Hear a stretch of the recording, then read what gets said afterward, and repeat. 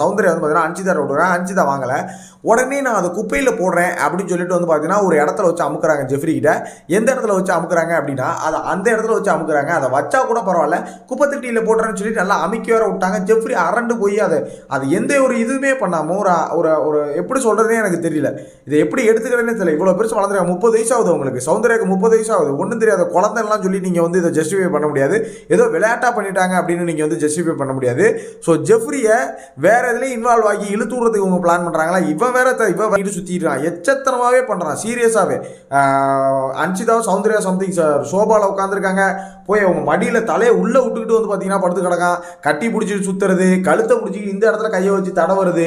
இன்றைக்கி கூட நேற்று கூட வந்து பார்த்தீங்கன்னா சொல்கிறான், என்ன பண்ணுறான் அப்படின்னா உன்னை கள்ளிப்பால் வச்சு கொண்டிருக்குன்னு சொல்லிட்டு கழுத்தில் ஒரு மாதிரி கையை வச்சு தடவுறான். சௌந்தர்யா கையை எடுத்து விட்றாங்க.